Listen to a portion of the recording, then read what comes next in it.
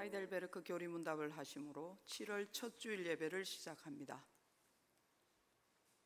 살아서나 죽어서나 당신의 유일한 위로는 무엇입니까?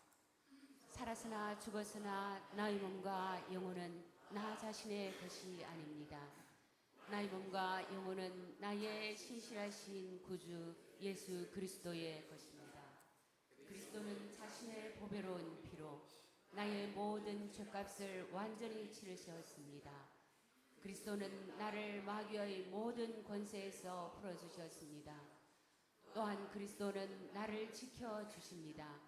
그리고 하늘에 계신 아버지의 뜻이 아니라면 내 머리에서 머리카락 하나도 떨어지지 않습니다. 참으로 모든 것은 나의 구원을 위해 합력하여 일합니다. 그리고 그리스도는 성령님을 통해 내게 영생을 보증해 주십니다. 또한 그리스도는 이제부터 진심으로 기꺼이 그리스도를 위해 살도록 나를 준비시키십니다. 아멘. 이 위로 안에서 복을 누리며 살다가 죽기 위해 당신은 무엇을 알아야만 합니까? 다음 세 가지를 알아야만 합니다. 첫째, 나의 죄와 비참함이 얼마나 큰지 알아야 합니다. 둘째, 어떻게 내가 나의 모든 죄와 비참함으로부터 구원받는지 알아야 합니다. 셋째, 어떻게 내가 그러한 구원을 주시는 하나님께 감사해야 하는지 알아야 합니다. 아멘.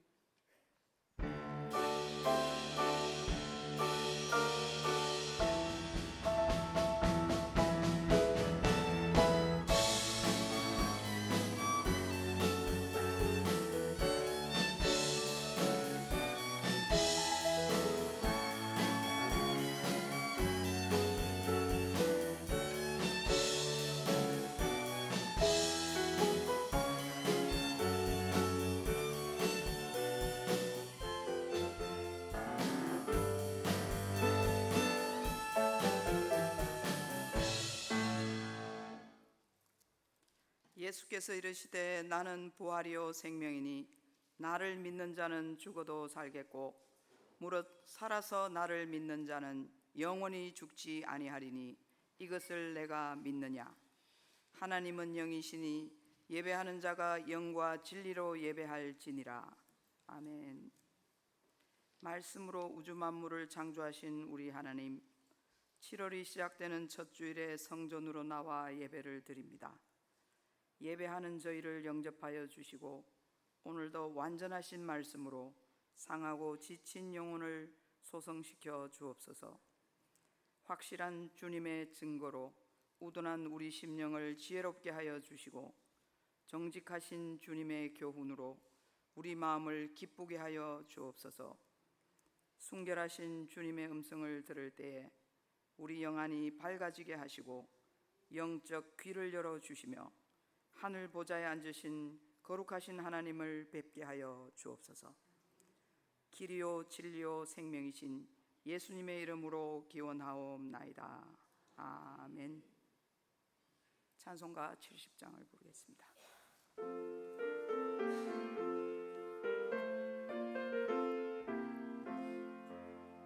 피난처 있으니 환난을 당한 자 이리 오라.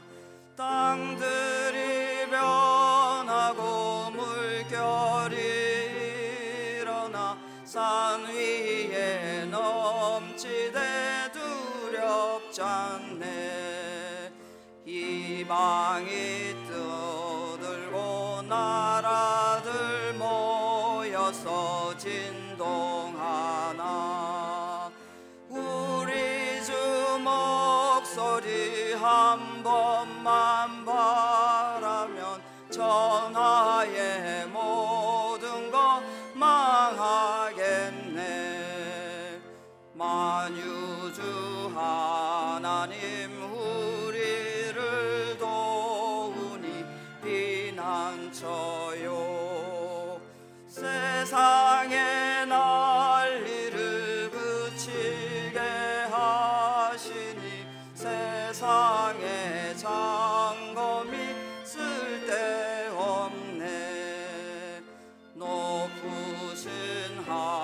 하나님 우리를 구하니 할렐루야.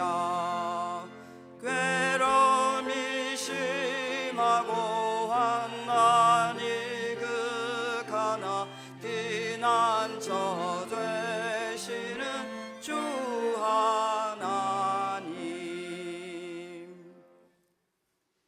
성시교독은 1번입니다. 복 있는 사람은 악인들의 꾀를 따르지 아니하며 죄인들의 길에 서지 아니하며 오만한 자들의 자리에 앉지 아니하고 오직 여호와의 율법을 즐거워하여 그의 율법을 주야로 묵상하는 자로다. 그는 시냇가에 심은 나무가 철을 따라 열매를 맺으며 그 잎사귀가 마르지 아니함 같으니 그가 하는 모든 일이 다 형통하리로다. 악인들은 그렇지 아니하며 오직 바람에 나는 겨와 같도다. 그러므로 악인들은 심판을 견디지 못하며 죄인들이 의인들의 모임에 들지 못하리로다. 무릇 의인들의 길은 여호와께서 인정하시나 악인들의 길은 망하리로다. 아멘. 우리의 신앙을 고백하겠습니다. 나는 전능하신 아버지 하나님 천지의 창조주를 믿습니다. 나는 그의 유일하신 아들 우리 주 예수 그리스도를 믿습니다. 그는 성령으로 잉태되어 동정녀 마리아에게서 나시고 본디오 빌라도에게 고난을 받아 십자가에 못 박혀 죽으시고 장사된 지 사흘 만에 죽은 자 가운데서 다시 살아나셨으며 하늘에 오르시어 전능하신 아버지 하나님 우편에 앉아 계시다가 거기로부터 살아있는 자와 죽은 자를 심판하러 오십니다. 나는 성령을 믿으며 거룩한 공교회와 성도의 교제와 죄를 용서받는 것과 몸의 부활과 영생을 믿습니다. 아멘. 찬송가 79장을 부르겠습니다.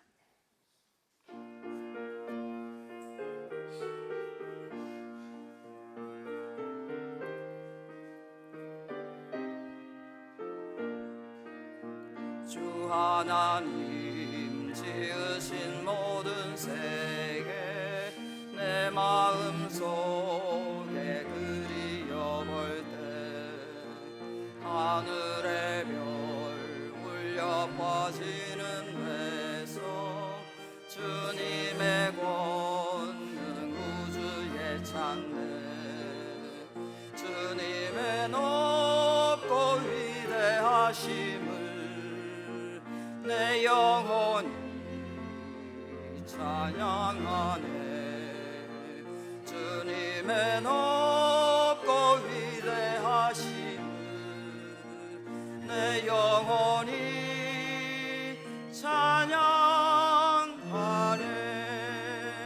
숲속이나 험한 산 골짜기에서 지저귀는 저 새소리들과 고요하게 흐르는 시냇물을 주님의 솜씨 노래하도다 주님의 높고 위대하심을 내 영혼이 찬양하네 주님의 높고 위대하심을 내 영혼이 찬양하네 주 하나님 독생자 아낌없이 우리를 위해 보내주셨네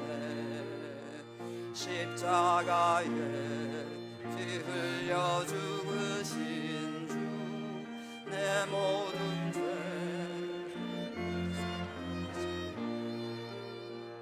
주님의 높고 위대하심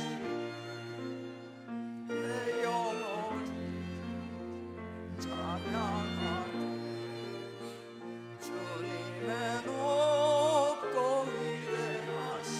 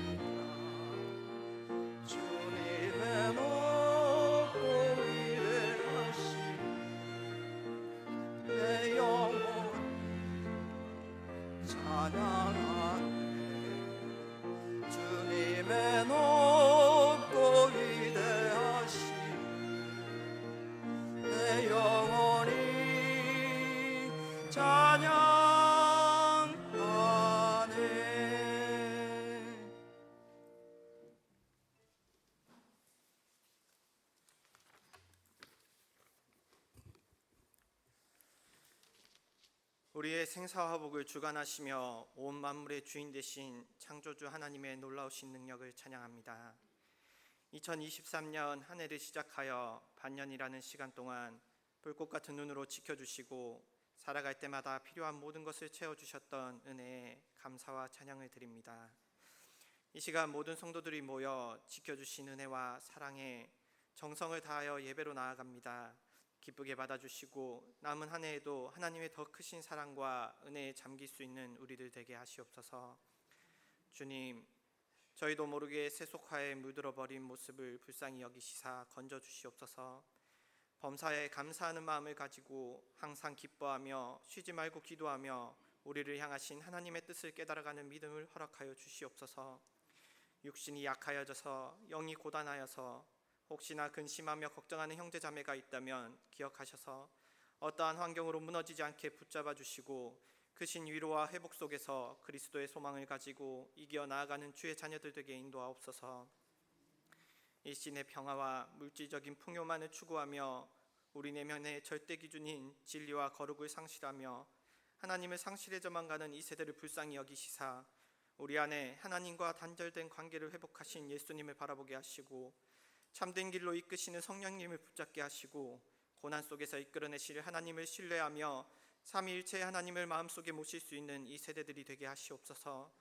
불법과 탐욕, 악한 영의 권세 속에 좌지우지되는 이 나라 대한민국을 불쌍히 여기시고 절대적인 권세자이신 하나님 앞에 무릎 꿇고 하나님을 주인으로 모시는 겸손으로 복음 앞으로 나오게 하시옵고 통치자, 위정자들에게 하나님을 두려워하는 마음을 허락하시어 하나님의 정의와 공의 앞에 순종하는 자들로 이끌어 주시옵소서.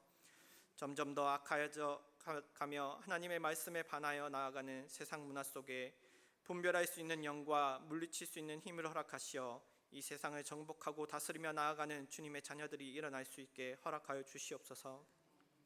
하나님보다 더 우선시되며 사랑하는 내 안의 우상들을 다 내려놓게 하시며 내가 주인이 되어버린 자아중심적인 모습의 죄에서 벗어나 우리의 인생의 목적인 하나님께 영광 돌리는 삶을 잊지 않고 돌아보며 그 길을 정진하며 나아가는 주님의 자녀들이 되길 원합니다.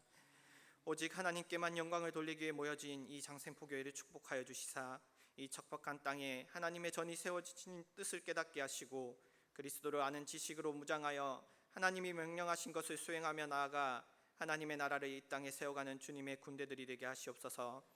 기도하며 세워가시는 믿음의 선배들 위해 봉사와 헌신으로 다져가는 믿음의 일꾼들을 붙잡아 주시고 다음 세대를 일으킬 자녀들에게 하나님의 뜻을 올바로 알아가며 마음속에 하나님의 비전을 품는 이 교회의 모든 성도들이 되게 인도하옵소서.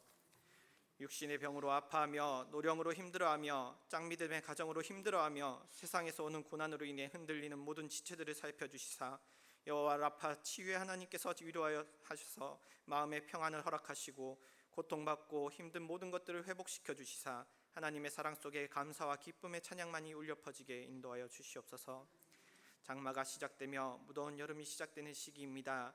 성도들의 환경과 건강을 지켜주시고 늘 천군천사로 호위하셔서 털끝 하나 상함이 없도록 인도하여 주시옵소서. 각 선교지에서 수고하시는 선교사님들을 기억하시고 필요한 것들을 채워주시며 각 나라의 복음의 기쁜 소식이 퍼져 온 나라에 하나님을 찬양하는 소리가 울려 퍼지게 인도하옵소서. 북한 땅을 기억하시사 우상체제를 무너뜨려 주시고 하나님의 복음이 전파되게 하시며 억압받는 그리스도인들이 자유케 되는 역사를 이루어 주시옵소서. 우리의 목자 되신 전성우 담임 목사님과 조성숙 목사님께 영육간의 강건함을 허락하여 주시고 성령으로 덧입혀 주시사 이 교회를 하나님 앞으로 잘 인도케 도와주시옵소서. 이 시간 말씀으로 담임 목사님께서 선포하실 때 성령 하나님의 도우심으로 말미암아 우리의 심령이 변화되고 순종의 참 예배를 올릴 수 있는 시간이 되게 인도하여 주시옵소서. 예배를 올리며 감사로 헌신하는 모든 지체들에게 하나님의 크신 사랑과 위로와 평안이 함께하길 소망하오며 우리를 위해 죽기까지 사랑하신 예수 그리스도의 이름으로 기도합니다. 아멘.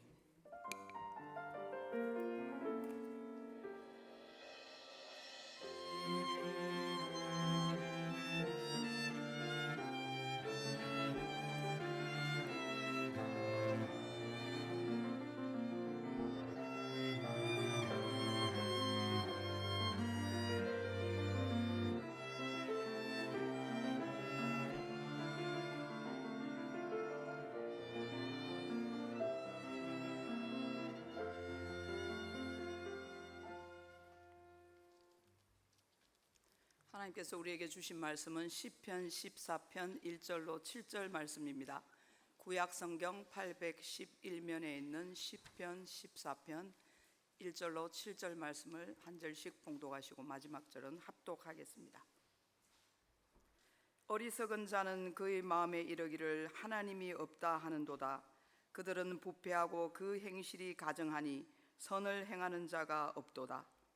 여호와께서 하늘에서 인생을 굽어 살피사 지각이 있어 하나님을 찾는 자가 있는가 보려 하신즉 다 치우쳐 함께 더러운 자가 되고 선을 행하는 자가 없으니 하나도 없도다.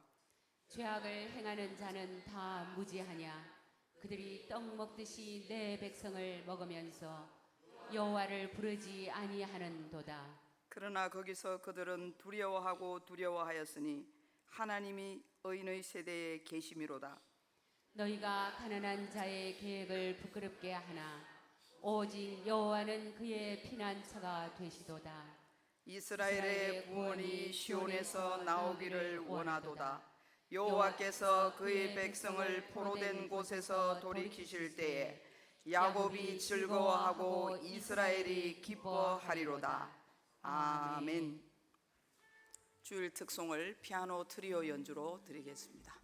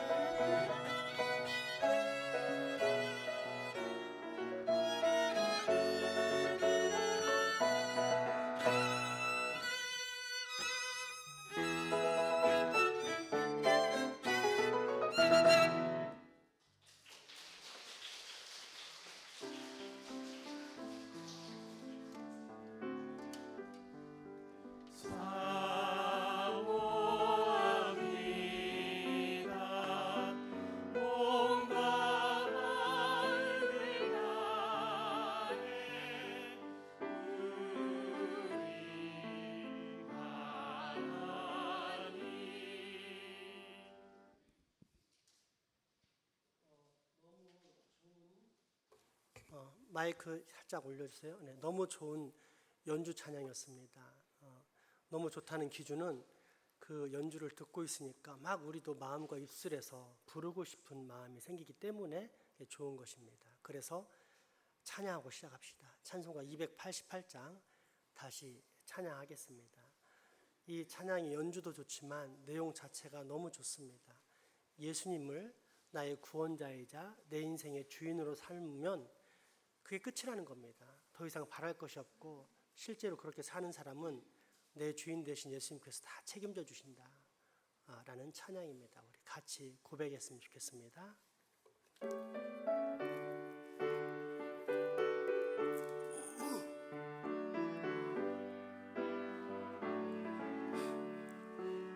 예수를 나의 구주 삼고 성령과 피로써 거듭나니 이 세상에서 내 영혼이 하늘의 영광 누리로다. 이것이 나의 간증이요 이것이 나의 찬송일세. 나 사는 동안 끊임없이 구주를 찬송하리.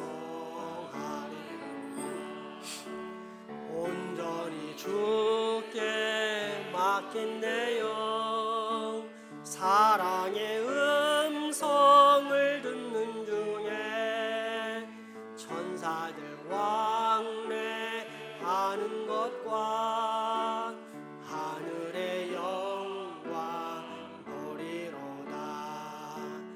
이것이 나의 간증이요 이것이 나의 찬송일세.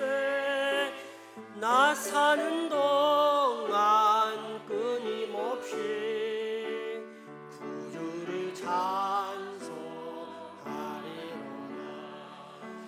주 안에 기쁨 누림으로 마음의 풍랑이 잔잔하니 세상과 나는 간 곳 없고 구속한 주만 보이도다.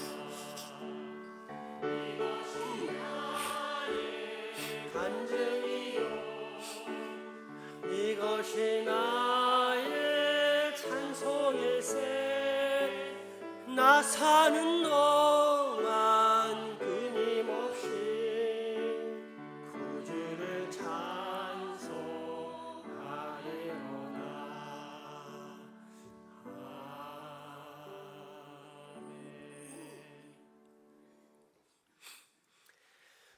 옥스퍼드와 캠브리지 대학에서 가르친 무신론자였다가 유신론자 그리고 결국 크리스찬이 된 C.S. 루이스 교수가 한 번은 그의 비서와 함께 대학 근처의 무덤 공원을 산책했습니다. 문득 비서가 그때 재미있는 비석을 발견했다면서 그 무덤에 이렇게 쓰여져 있다고 말해줍니다. 유언에 의해 쓰여지다. 갈 곳을 모르는 무신론자가 여기에 누워있다. 선생님, 재미있는 표현이지 않아요? 그러자 C.S. 루이스는 매우 심각한 표정으로 이렇게 대답했다고 합니다. 재미라니, 이제 그는 갈 곳을 알게 되지 않았겠나. 하지만 너무 늦었지. 하나님이 없는 사람은 영원한 사망길에 서 있는 불쌍한 인생이라는 뜻입니다. 오늘 본문 시편 14편 1절의 말씀입니다. 어리석은 자는 그의 마음에 이르기를 하나님이 없다 하는도다. 그들은 부패하고 그 행실이 가증하니 선을 행하는 자가 없도다. 아멘. 어리석다라는 표현의 히브리 원어는 나발인데 실제로 다윗 시대에 돈은 많지만 욕심 때문에 사리 분별을 못하는 나발이라는 졸부가 있었습니다. 그의 종들이 광야에서 양을 칠 때 피난하던 다윗과 부하들이 그 양들을 도적이나 짐승으로부터 보호해 줬습니다. 때문에 잔칫날 약간의 식량을 얻고자 다윗이 부탁을 하는데 자기 재산이 축날까 봐 거절하고 무시한 사람, 그 사람의 이름이 나발입니다. 그리고 이것이 화근이 되어서 결국은 스스로 병에 걸려 죽게 되는데 성경은 사무엘상 25장 3절을 통해 나발이 고집스럽고 행실이 악하다고 표현합니다. 그러므로 하나님의 존재를 무시하거나 거부하는 무신론은 나발, 어리석을 뿐 아니라 악하다는 말입니다. 도스토예프스키가 남긴 유명한 말 가운데 이런 말이 있습니다. 만약 하나님이 존재하시지 않는다면 사람은 무슨 일이라도 할 수 있다. 세상에서 가장 무서운 말로서 사실상 모든 죄악의 근원이 됩니다. 이 무신론은 구체적으로 어떤 죄일까요? 첫째, 양심을 거르는 죄악입니다. 양심을 거스르는 죄악입니다. 오늘 본문 1절을 보면 이렇게 시작하고 있습니다. 어리석은 자는 그 마음에 이르기를 하나님은 없다. 어리석은 자가 남을 향해서 말하는 게 아니라 자기 자신을 향해서 말하고 있다는 것입니다. 하나님이 없다면서 자기의 마음을 설득하고 있다는 뜻입니다. 하나님이 없으면 그냥 없다고 생각하면서 살면 될 텐데 왜 자기 마음을 설득합니까? 자기 마음과 싸우고 있는 것입니다. 마음 깊은 곳에서 신은 존재할 수도 있어, 하나님이 계실지도 몰라 라는 외침을 들으면서도 그것을 누르고 싶어하는 고백입니다. 그래서 한 기독교 심리학자는 무신론자에 대해서 이렇게 말했습니다. 무신론자는 하나님이 없다고 믿는 사람이 아니다. 자기 안에 각인된 하나님 의식과 더불어 그 의식을 지우기 위해서 일부러 싸우고 있는 사람이다. 하나님 의식이 있어서 그 의식을 없애버리려고 싸우는 사람이 사실은 무신론자들이다. 니체라는 유명한 철학자가 남긴 말이 있는데 그것은 신은 죽었다입니다. 그럼 그가 말년에 미치게 되는데 광기 어린 그 상황 속에서 마지막에 낙서처럼 쓴 메모지에는 이런 글이 남겨져 있었습니다. 신이여, 당신은 살아있습니다. 그러나 나는 죽었습니다. 신이 없다고 외쳤던 니체는 사실 자기 안에 있는 신의식과 더불어 한평생을 싸운 불행한 철학자라 할 수 있습니다. 가끔 교회나 예수 믿는 사람들이 신앙을 전달하고 싶어서 자기 건물 위에다가 또는 교회 지붕 위에다가 기독교적인 표현을 써 붙이기도 하는 걸 볼 수가 있습니다. 경부고속도로를 타고 서울 가까이 도달할 때면 지금도 옆 길가 표지판에 Jesus loves you, 고려은단 이렇게 써붙인 글을 볼 수 있고, 또 한때는 기도할 수 있는데 왜 걱정하십니까? 이런 표지판이 있기도 했습니다. 미국에서도 어떤 사람이 반대로 무신론을 전하기 위해서 자기 집 지붕 위에다가 크게 이런 글을 써놓고 지나가는 사람들이 보게 했답니다. God is nowhere. 뜻은 하나님은 아무 데도 없다. God is nowhere. 하나님은 아무 데도 없다. 그런데 이 글자가 시간이 지나고 세월이 흐르다 보니 글씨를 써놓았던 페인트가 닳기 시작하는데 그 중에서 저 nowhere에서 중간에 있는 H부터 희미하게 그 뒤로 변하기 시작하더랍니다. 그러더니 앞에 있는 now하고 차별화되면서 어느 날부터는 이렇게 보이더랍니다. God is now here. 하나님은 지금 여기에 계신다. 이 광경을 보면서 그동안의 과정을 살펴봤던 이웃의 크리스찬들이 말합니다. 하나님은 정말 유머가 풍부하신 분이시다. 그 악한 의도를 이렇게 재밌게 바꾸시다니.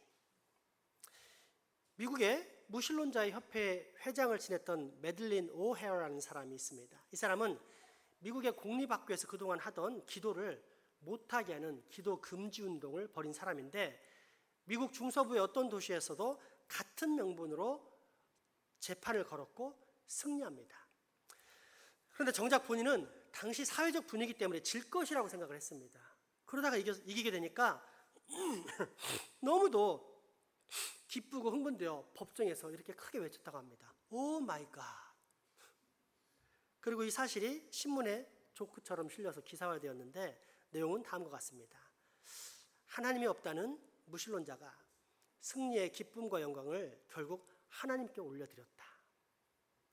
인간은 아무리 하나님을 자기 마음속에서 지워버리려고 해도 지울 수가 없습니다. 왜냐하면 모든 인간의 마음 밑바탕에는 지워지지 않는 어떤 신의식이 있기 때문입니다.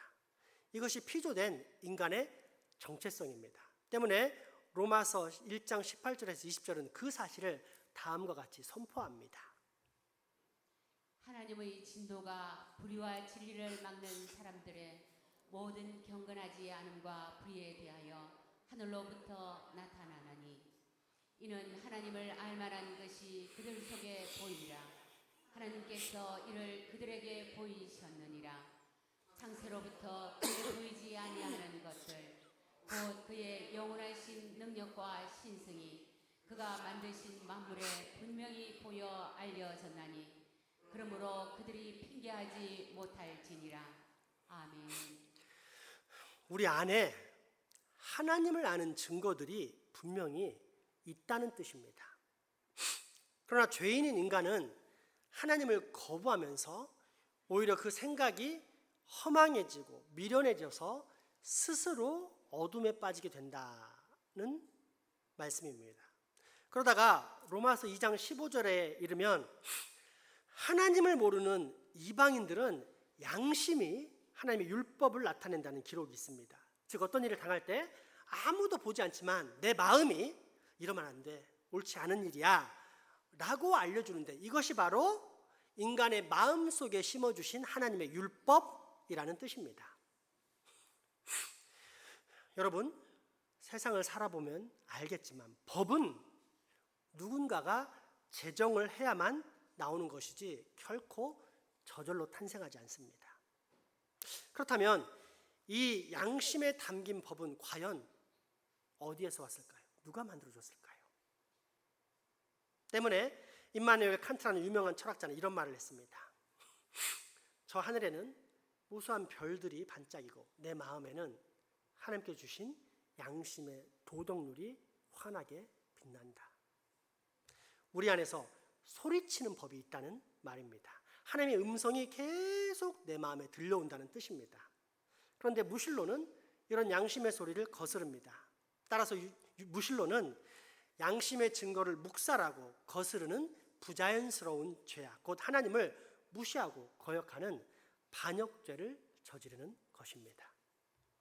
둘째, 무신론이란 자기의 죄를 합리화시키는 죄입니다. 오늘 본문 시편 14편 1절에서 3절 말씀을 봉독하겠습니다.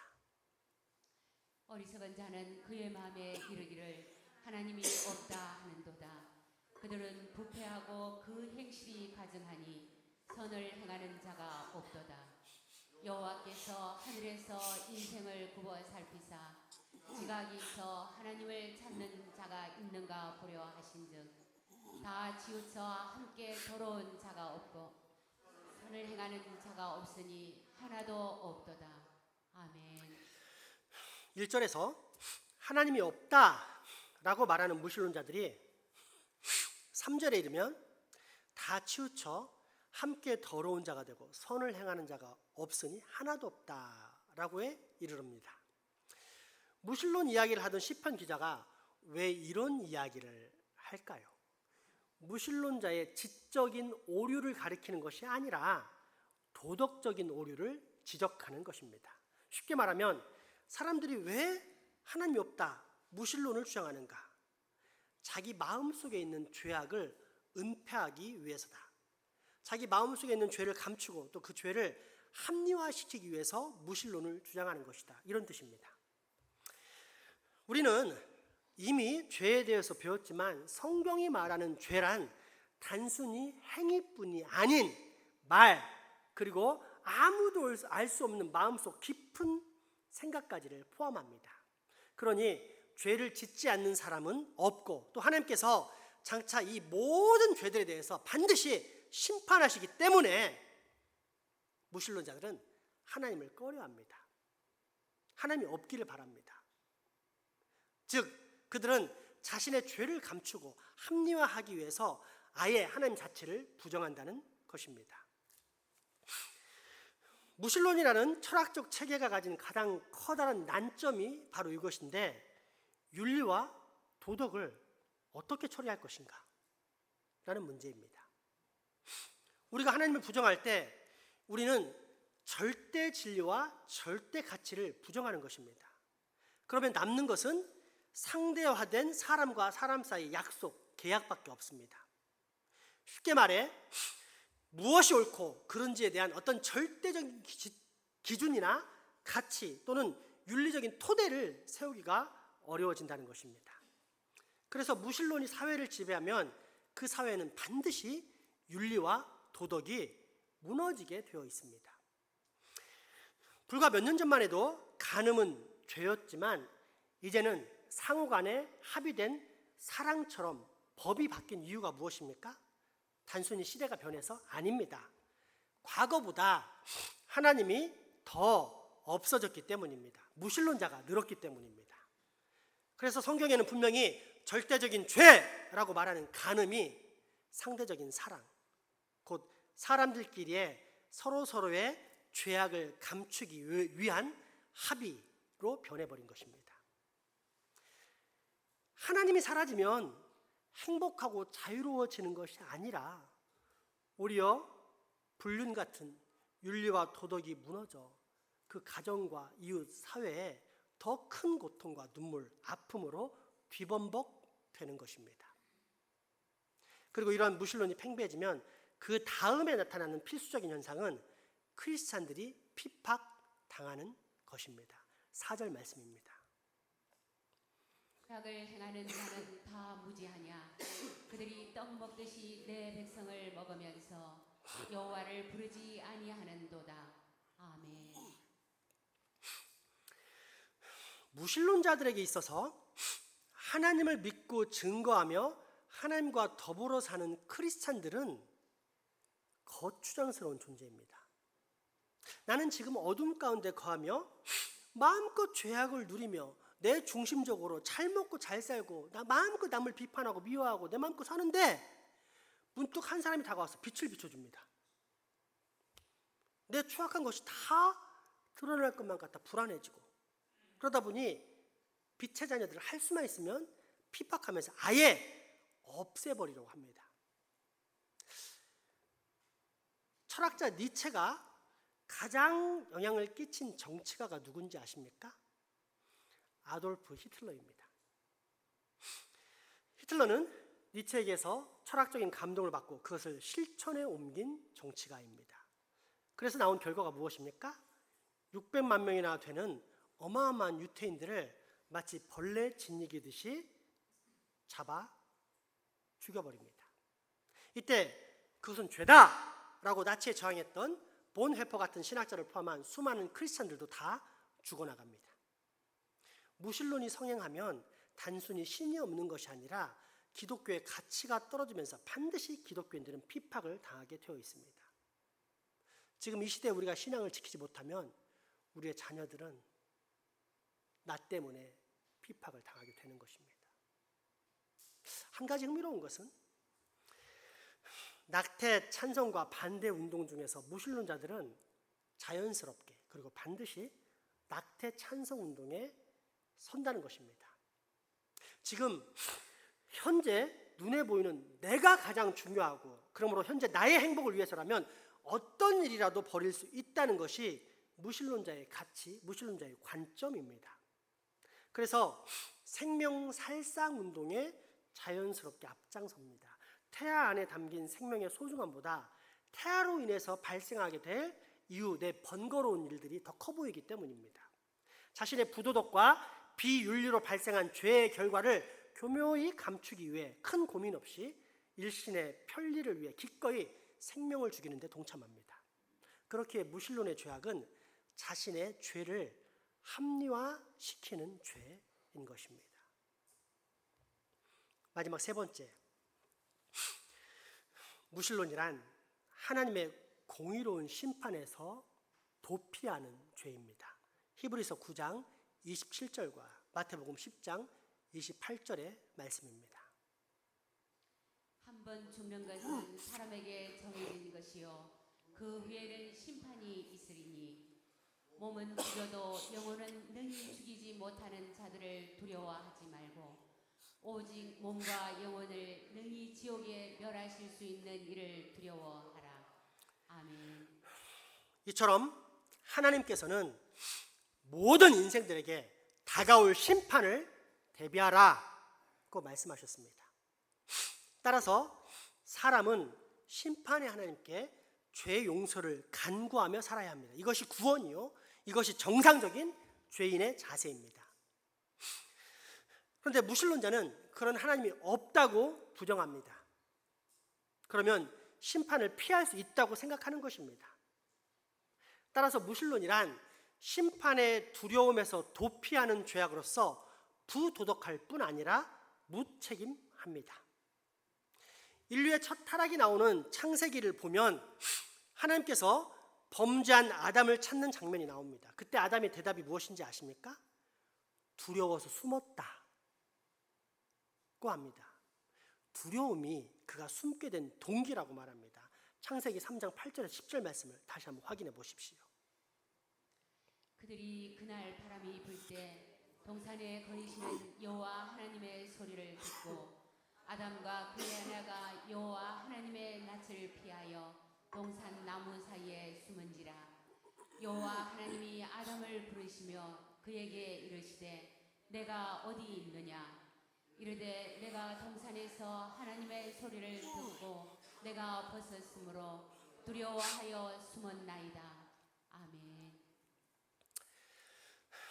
현대 무신론이 팽배하게 된 원인, 또 만든 역할을 한 원조라 할 수 있는 사람이 있는데, 하나는 철학자인 포이에르 마하이고 하나는 심리학의 아버지라 부르는 지그문드 프로이트입니다.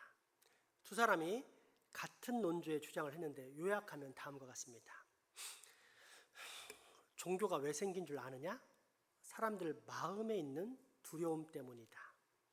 그 두려움에서 도피하고 싶어서, 위로받고 싶어서 자기를 보호할 수 있는 신을 만들어낸 것이다. 다시 말해 신이 인간을 만든 것이 아니고 사람이 신을 만든 것이다. 그러니까 내면 깊이 스며있는 알 수 없는 두려움, 공포 가운데 사는 사람들이 마음속으로 신이 있으면 좋겠다. 그래서 이 두려움으로부터 보호받았으면 좋겠다 라고 생각한 것이 종교가 탄생한 계기라는 것인데, 이를 투사의 원리라고 합니다. 그러니까 사람들이 마음에 원하는 바 그것을 투영시켜서 만들어낸 것이 종교라는 것입니다. 그리고 바로 여기에 현대 수많은 지성인들, 자기가 똑똑하다고 생각하는 사람들이 그렇구나 하면서 동의한 것입니다. 다시 말해 사람들의 마음 밑바탕에 있는 두려움이 있고 그 두려움을 극복하고자 사람들이 종교를 만들고 붙잡게 되었다는 것입니다. 그런데 이에 대해서는 다음과 같은 반증도 가능합니다. 죄인들은 당연히 자기들의 범한 죄 때문에 심판을 두려워할 수밖에 없습니다. 하나님의 심판이 다가오고 있거든요. 따라서 죄인들에게 가장 거추장스러운 것은 자기의 끔찍한 죄가 아니라 앞으로 심판할 신입니다. 언젠가는 그 심판의 하나님이 선악간의 나의 모든 언행, 심지어 내 생각의 문제까지 심판할 것이라는 이야기는 매우 싫은 이야기입니다. 따라서 신을 없애버리자라는 강렬한 충동이 일게 되고, 그런 사람들이 모여서 튀어나오게 된 것이 무신론이 됩니다. 즉 신이 없었으면 좋겠다는 마음의 투사가 무신론의 발생 배경인 것입니다. 그런데 성경에는 재밌는 사건이 있습니다. 갈릴리 바다를 여행하던 예수님의 제자들이 큰 풍랑을 만나자 두려움에 빠진 이야기입니다. 이대로 죽는 것인가? 자연에 대한 두려움입니다. 이때 문득 배에서 주무시던 예수님이 일어나셨고 풍랑을 꾸짖으시자 바다는 실제로 잠잠해집니다. 그런데 웃긴 것은 이처럼 자연에 대한 두려움이 다 해결된 이때에도 제자들이 두려워했다는 것입니다. 이상하지 않나요? 근데 그 두려움이 보통의 두려움이 아니라 얼마나 심각한 두려움이었는지 심히 두려워했다라고 했다는 것입니다. 직접 한번 확인해 봅시다. 마가복음 4장 37절에서 41절까지 말씀입니다. 큰 광풍이 일어나며 물결이 배에 부딪혀 들어와 배에 가득하게 되었더라. 예수께서는 고물에서 베개를 베고 주무시더니 제자들이 깨우며 이르되 선생님이여 우리가 죽게 된 것을 돌보지 아니하시나이까 하니 예수께서 깨어 바람을 꾸짖으시며 바다더러 이르시되 잠잠하라 고요하라 하시니 바람이 그치고 아주 잔잔하여 지더라. 이에 제자들이 이르시되 어찌하여 이렇게 무서워하느냐 너희가 어찌 믿음이 없느냐 하시니 그들이 심히 두려워하여 서로 말하되 그가 누구에게 바람과 바다도 순종하는가 하였더라. 아멘. 이때 두려움은 어떤 두려움일까요? 자연에 대한 두려움. 그러니까 파도가 덮쳐서 죽을까 봐 걱정한 두려움은 이미 다 해결되었습니다. 그러면 어떤 두려움일까요? 그 자연을 정복하신 분에 대한 두려움, 신에 대한 두려움, 가장 근원적인 두려움, 즉 경외의 마음이었습니다. 하지만 무신론자들은 그런 신에 대한 두려움을 회피하고자 무신론이라는 이론을 만들어 그 체계 속으로 도피해버립니다. 그래서 한 신학자는 무신론을 가리켜서 죄인들의 자기 방어술 혹은 죄인들의 변장술이라고 표현했습니다. 인생의 본질을 정확히 바라보지 않을 뿐더러 남들도 보지 못하게 만드는 무책임한 도피 행위, 하나님의 명령을 거부하는 반역 행위라는 뜻입니다. 이러한 인간의 반역 상태를 지적하는 말씀이 오늘 본문에 나옵니다. 4절, 5절 말씀입니다. 죄악을 행하는 자는 다 무지하냐 그들이 떡 먹듯이 내 백성을 먹으면서 여호와를 부르지 아니하는도다. 그러나 거기서 그들은 두려워하고 두려워하였으니 하나님이 의인의 세대에 계심이로다. 아멘. 왜 두려워할까요? 성경은 그 두려움이 근본적으로 하나님이 계시기 때문에 오는 자연스러운 두려움이라고 밝혀줍니다. 하나님이 계시니까 두려워한 것은 당연한 것이고, 그러면 이 두려움을 해결하기 위해 회개하기만 하면 됩니다. 하나님께로 다시 돌아서면 됩니다.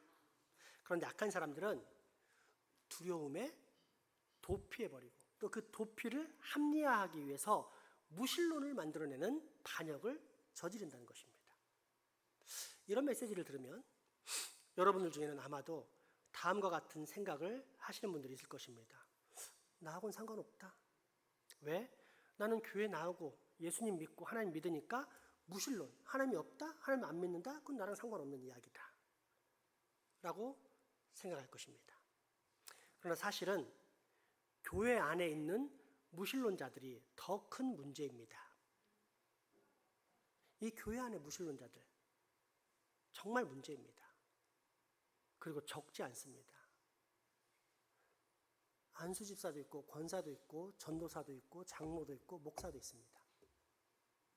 놀랍지 않습니까? 예수 믿는다고 교회 나와서 그런 귀중한 직분까지 얻었는데 하나님을 안 믿는 것입니다.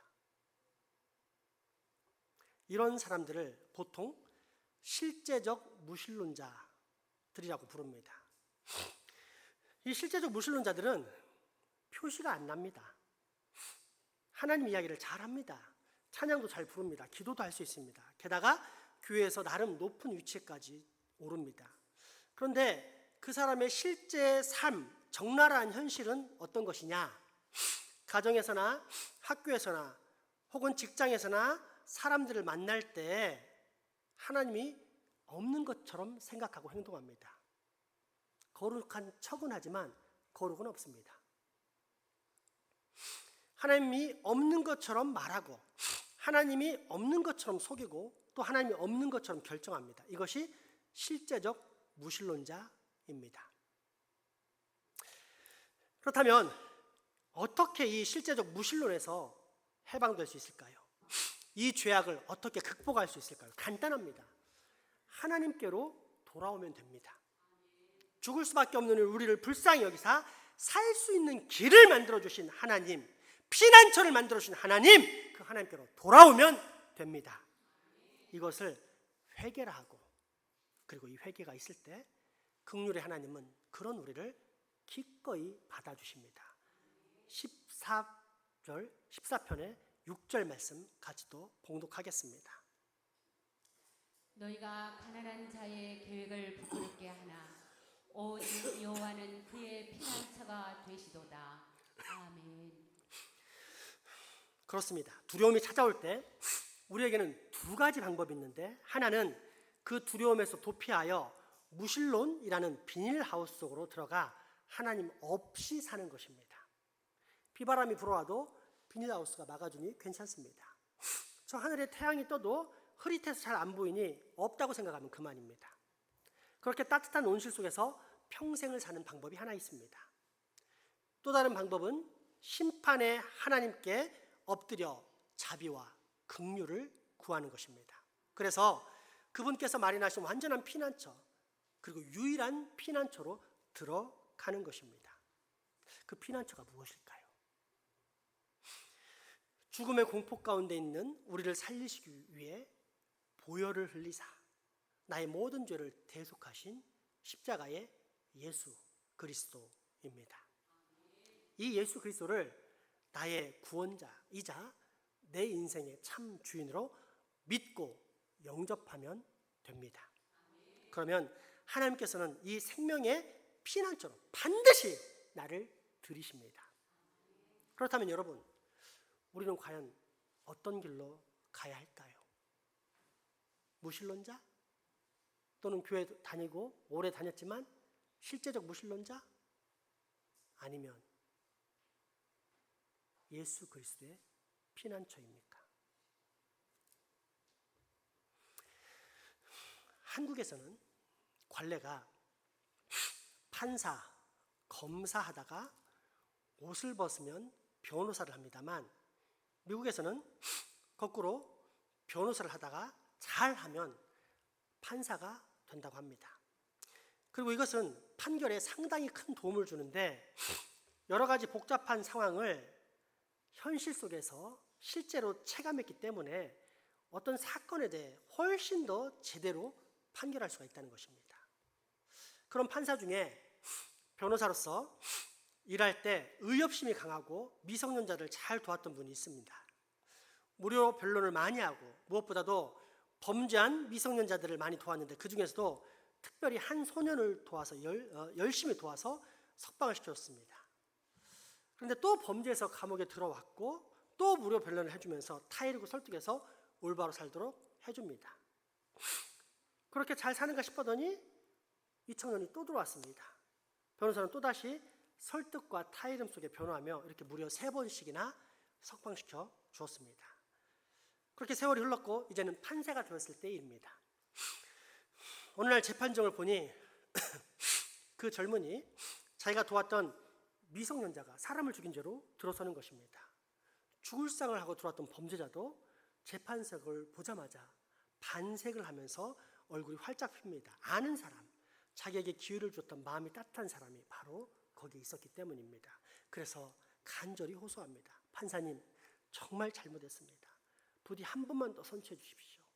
예전처럼 다시 기회를 주시면 이제는 정말 법을 잘 지키며 착하게 살겠습니다. 그러자 판사가 담담하게 답변합니다. 젊은이여, 내가 변호사였을 때 나는 당신을 돕고자 했고 또 실제로 그렇게 도왔습니다. 그게 내 일이기 때문입니다.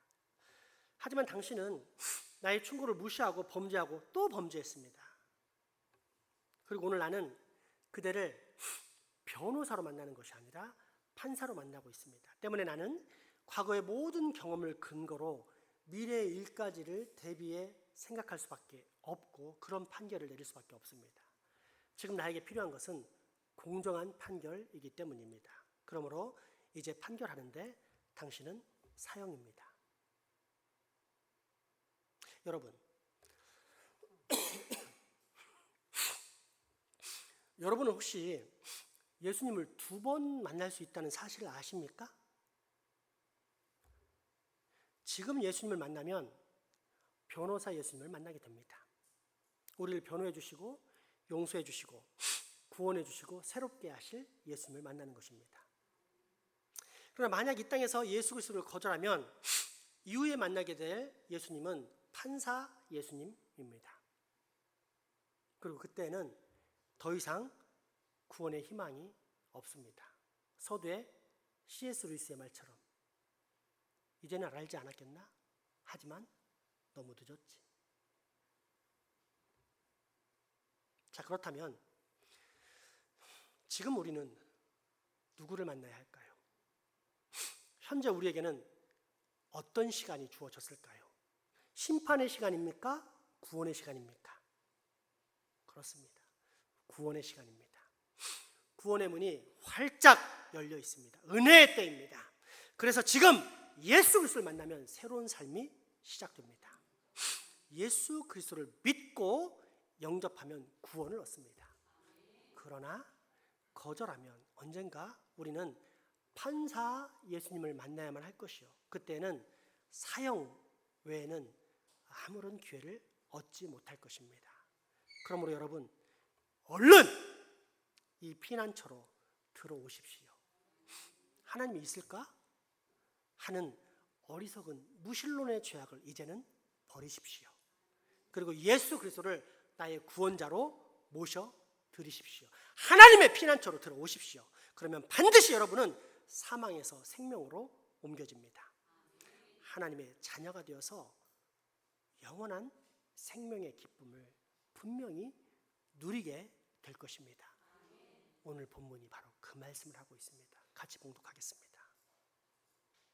어리석은 자는 그의 마음에 이르기를 하나님이 없다 하는도다. 그들은 부패하고 그 행실이 가증하니 선을 행하는 자가 없도다. 여호와께서 하늘에서 인생을 굽어 살피사 지각이 있어 하나님을 찾는 자가 있는가 보려 하신즉 다 치우쳐 함께 더러운 자가 되고 선을 행하는 자가 없으니 하나도 없도다. 죄악을 행하는 자는 다 무지하냐. 그들이 떡 먹듯이 내 백성을 먹으면서 여호와를 부르지 아니하는도다. 그러나 거기서 그들은 두려워하고 두려워하였으니 하나님이 의인의 세대에 계심이로다. 너희는 각 가난한 자의 계획을 부끄럽게 하나 오직 여호와는 그의 피난처가 되시도다. 이스라엘의 구원이 시온에서 나오기를 원하도다. 여호와께서 그의 백성을 포로된 곳에서 돌이키실 때에 야곱이 즐거워하고 이스라엘이 기뻐하리로다. 아멘. 기도합시다. 살아계신 하나님, 무신론이 팽배하고 또 그것이 맞다며 목소리를 높이는 이 불신의 시대, 불신의 세계에서 우리로 믿음을 갖게 하신 아버지의 사랑과 은혜에 감사와 찬양과 경배의 영광 올려드립니다. 주님, 바라옵기는 이후로도 불신자들과는 다른 생명의 복음을 붙잡게 하시고 나아가 내가 교회 안에 거하는 실제적 무신론자는 아닌지 점검하고 경계하며 살 수 있게 하여 해주사, 그로 인해 내 삶과 믿음은 진정으로 하나님을 신뢰하고 소망하는 참 신앙 되게 하여 주옵소서. 예수님 이름으로 기도합니다. 아멘. 헌금하시겠습니다.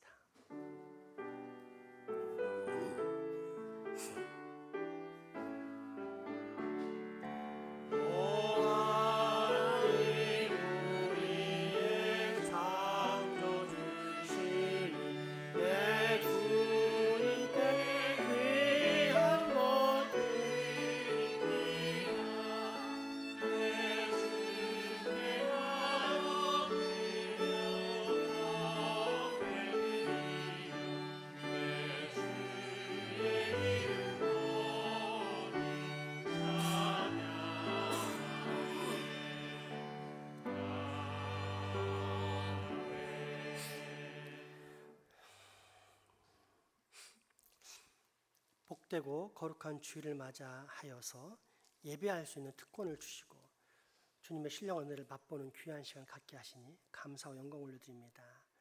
주님, 이 헌금을 위해서 기도할 때 이 헌금이 하나님의 영광을 드러내고 하나님 나라와 의를 위해 사용되는 값진 헌금 되게 주께서 축복해 주시고 역사하여 주시옵소서. 이 헌금을 통해 우리 삶도 드립니다. 날마다 부족한 저희들을 보호해주셔서 일용할 양식과 생활의 용품들을 공급해 주셨는데 저희가 완악하여 하나님의 사랑을 잊어버릴 때가 더 많았습니다. 그럼 우리 이 시간 회개하며 나아가오니 우리 허물을 용서해 주시고 이제 후로는 우리로 더욱더 정결한 마음과 뜻과 헌신의 정성을 드릴 수 있게 하사 무엇보다도 세상에 살아가는 저희 삶 자체가 하나님이 기뻐 받으실 만한 산 제사가 되게 하여 주옵소서.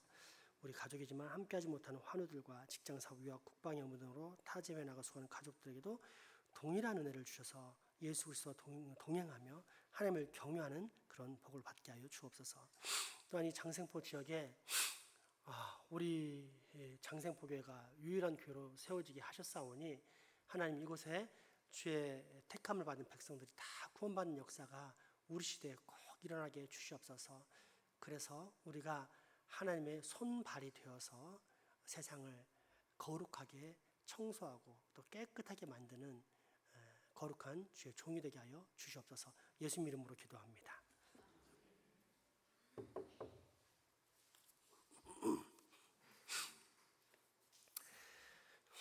교회 소식 전해드립니다. 지난 1학기 동안 구약 읽기 완독을 했습니다. 63일 동안 진행했는데요. 어성경 2기 구약반을 이제 진행하면서 구약 읽기까지 완독을 했습니다. 하나님께서 매우 기뻐하실 것이고 그 다음에는 여러분의 신앙이 자기는 모르겠지만 그만큼 성장했을 것입니다. 너무 축하드리고요. 또 이어서 신약 읽기는 9월에 예정하니까 어성경 2기 신약반도 꼭 신청해 주시기 바랍니다. 어성경 구약반 방학 특강반을 모집합니다. 1학기 때 듣지 못한 사람들을 대상으로 진행합니다. 그래서 2학기 때 신약반 할 적에 동참할 수 있도록 일종의 보충 수업을 하는 것이니까 게으르지 마시고 꼭 참석하시기 바랍니다. 해서 하나님의 아는 지식만이 여러분을 살려냅니다. 다른 건 여러분을 살릴 수가 없습니다. 그래서 꼭 참석하시기 바랍니다. 신청은 성경 일토학교부장인 이지연 집사님에게 해주시기 바랍니다. 다음 주는 맥주 감사절입니다. 맥주 감사절은 초실절, 처음 열매를 맺고 딴 계절이다 이런 얘기인데 이스라엘 백성들이 광야에서 방황하다가 가나안 땅에 들어와 가지고 농사를 지어서 처음에 열매를 맺어서 그걸 하나님께 드린 해입니다. 그때 보리 추수를 했기 때문에 맥주절로 이렇게 처음 열매를 드린 날인데 우리도 첫째는 그 정신을 이어받아 가지고 우리가 이 7월 달에 맥주 감사절로 드리는 것이고 또 하나는 이날이 오순절로 연결되어서 하나님의 거룩한 영이 임해서 우리가 거듭나게 되었기 때문에 그 은혜에 감사해서 드리는 영적인 태어남의 감사의 절이 되기도 합니다. 그래서 여러분 참고하시고 그 거듭남의 은혜에 감사해서 다음 주에 헌금하시는 시간을 갖기 바랍니다. 구역 예배는 다음 주부터 9월 2일까지 뜨거움을 피해서 방학하도록 하겠습니다. 이제 마지막으로 귀한 소식이 있습니다. 우리 최현우 학생이 영남로의 어린이 대회에 출전을 해서 동상을 수상했습니다. 그래서 정말 우리 교회가 인재가 있습니다. 옛날에 제가 이제 노예 가면 많이 들었던 내용 중에 하나가 뭐냐면 그 90년대 전만 해도 이제 아직 고래잡이가 성행했고 또 이제 막바지 있을 때만 해도 노예에서 나가면 장생포기가 상을 다 탔다면서요. 축구를 하든 야구 농구를 배구를 하든 노래를 하든 장생포기가 상을 다 땄답니다. 그래서 그런 과거의 어떤 화려한 경력을 목사님들이 얘기해 주신 걸 들은 기억이 납니다. 근데 그 전통이 그대로 이어졌어요. 그래서 우리 연우가 이제 나와서 수상을 이제 이곳에 사게 될 텐데 그때 마음을 갖고 우리가 크게 한번 축복해 줬으면 좋겠습니다. 네, 시상식 진행하겠습니다.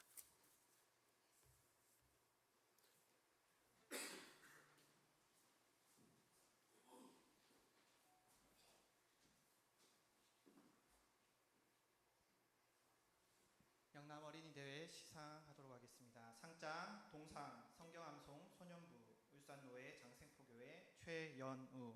위 어린이는 영남지역 교회학교 아동부 협의회가 주최하는 제39회 영남 어린이 대회에서 두서의 성적으로 입상하였기에 이에 상장을 수여함. 주후 2023년 7월 1일 대한예수교 장로회 영남지역교회 학교 아동부 협의회 회장 박세용.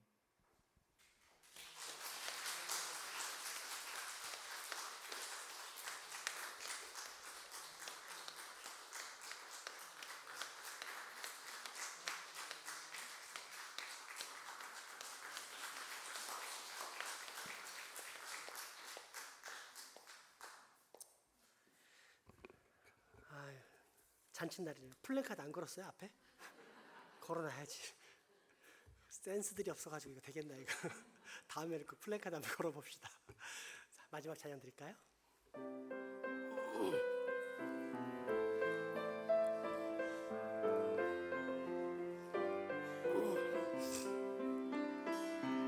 여호와는 너에게 복을 주시기를 원하며 너를 지키시기를 원하시며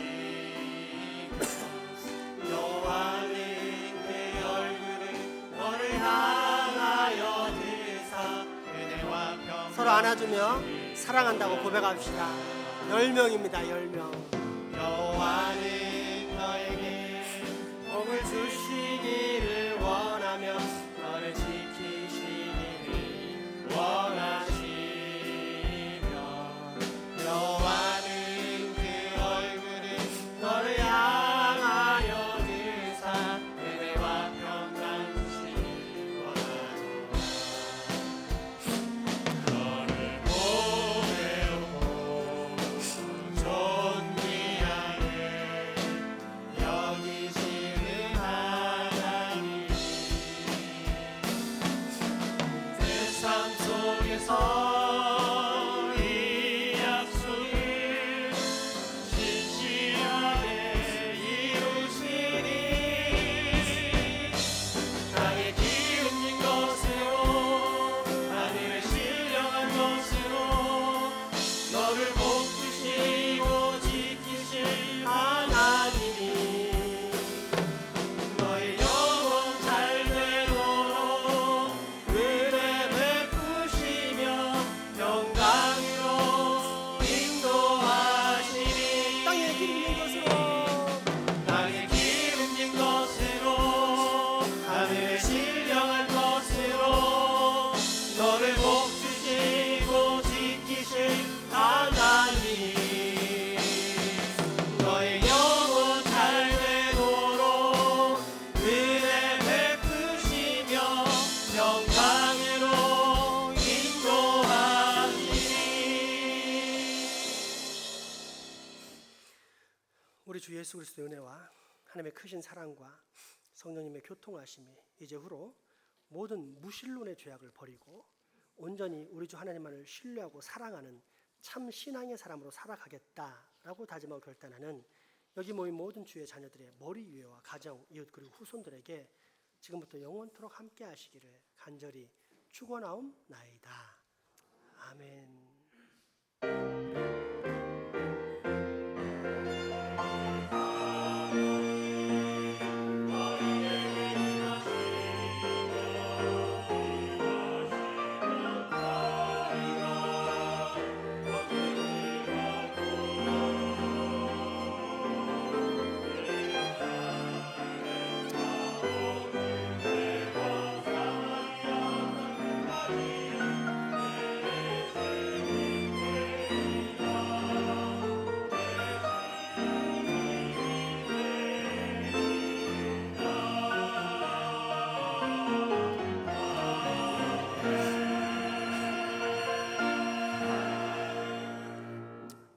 사랑과 축복의 교제 나누시겠습니다.